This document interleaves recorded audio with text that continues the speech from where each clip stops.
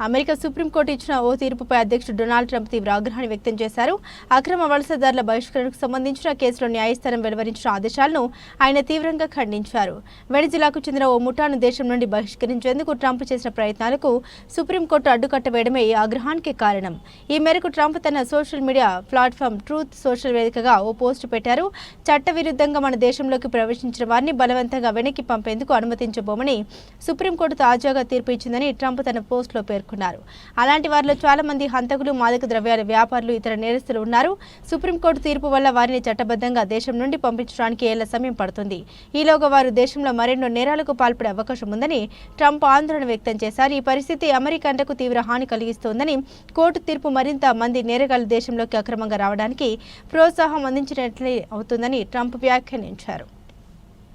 వారు ఇక్కడికి వచ్చి విధ్వంసం సృష్టిస్తారు. మాజీ అధ్యక్షుడు జో బైడెన్ హయాంలో లక్షలాది మంది క్రిమినల్స్ అక్రమంగా దేశంలోకి ప్రవేశించారు. అలాంటి వారిని బయటకు పంపించడానికి ఇప్పుడు మనం సుదీర్ఘమైన చట్టపరమైన ప్రక్రియను అనుసరించాల్సి వస్తుంది. ఇది అమెరికాకు అత్యంత చెడ్డ ప్రమాదకరమైన రోజు అని ట్రంప్ తన పోస్టులో ఆవేదన వ్యక్తం చేశారు. వివరాలకు వెళ్తే 1798 నాటి ఏలియన్ ఎనిమీస్ యాక్ట్ను ఉపయోగించి అమెరికాలో ఉంటున్న వెనిజులాకు చెందిన ఓ ముఠాను బహిష్కరించాలని ట్రంప్ గతంలో ప్రయత్నించారు.